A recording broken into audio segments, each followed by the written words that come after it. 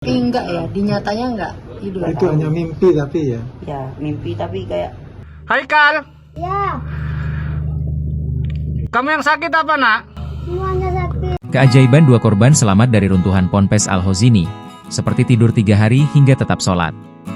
Keajaiban dirasakan Al-Fatih Cakrabuana dan Haikal, dua korban selamat dalam runtuhan bangunan Ponpes Al-Hozini, Sidoarjo. 3 hari mereka bertahan di celah-celah beton runtuhan bangunan Ponpes Al-Hozini, dan akhirnya bisa diselamatkan. Cerita selama 3 hari hidup dalam celah-celah beton itu kini banyak diperbincangkan. Al-Fatih mengaku selama 3 hari bertahan, dia merasa tertidur pulas. Abdul Hanan, sang ayah tak henti mengucap syukur saat mengetahui sang anak keluar dari reruntuhan dengan selamat. Alhamdulillah, Alhamdulillah, ucap warga Bangkalan ini di RSUD Notopuro Sidoarjo, Kamis, 2 Oktober 2025. Pada saat dievakuasi, Al-Fatih tak mengalami luka serius, hanya lecet. Al-Fatih tak ingat apa yang terjadi selama 3 hari dalam runtuhan. Al-Fatih hanya mengingat bahwa sebelum gedung itu ambruk sempat terdengar suara gemuruh seperti gempa. Begitu gedung itu rubuh, Al-Fatih sempat berlari untuk keluar gedung. Namun ia tak berhasil dan pingsan. Saat bangun, Al-Fatih sudah tak bisa melihat apa-apa alias gelap gulita. Namun, Al-Fatih masih sempat berkomunikasi dengan teman di sebelahnya dalam posisi sama-sama terjebak. Dalam tidurnya selama 3 hari itu, Al-Fatih merasa mimpi berkeliling ke sejumlah tempat. Namun, ia tak mengingat rinci.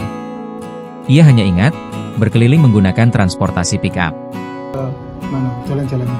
Kayak di jalan-jalan yang lampunya mati, terus lurus dan gelap gitu ya? Iya. Pick-up.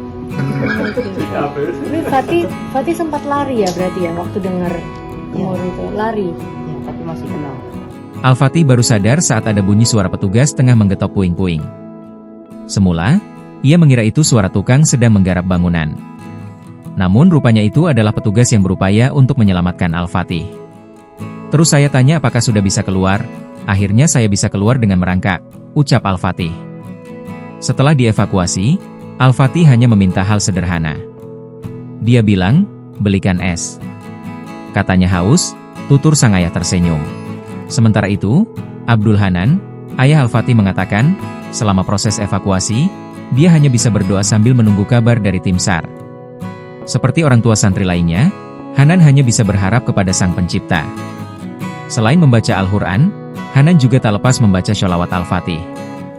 Hingga akhirnya seorang petugas SAR yang juga kenal dengannya memberi kabar gembira. Al-Fatih ditemukan selamat. Sementara itu, meski raga tertimpa bangunan musala Ponpes Al-Hozini di Sidoarjo, Jawa Timur yang ambruk, iman Haikal tetap kokoh berdiri. Ajakan salat Isya itu dilakukan Haikal sambil menepuk-nepuk tubuh teman yang berada di sampingnya. Lalu pada waktu subuh, santri asal Probolinggo itu kembali menepuk badan sahabatnya. Tetapi, kali ini tidak ada jawaban. Saat itu Haikal sadar, sahabatnya telah pergi untuk selamanya. Kisah itu diceritakan sendiri oleh Haikal saat berhasil dievakuasi. Ibunda Haikal, Dwi Ajeng, tak kuasa menahan haru saat mengisahkan kembali cerita putra kesayangannya ini. Menurutnya, Haikal sempat dilanda rasa haus yang teramat sangat saat berada di bawah puing bangunan. Dalam kondisi lemah dan pasrah, tiba-tiba ia didatangi sosok anak kecil yang memberinya minum. Namun, kehadiran itu hanya sesaat. Berdasarkan pemeriksaan CT scan dan Röntgen, Haikal dinyatakan sehat dan tidak mengalami luka serius sama sekali. Ia hanya menderita memar di kaki dan wajah akibat tertimpa puing bangunan. Download Tribun X sekarang, menghadirkan lokal menjadi Indonesia.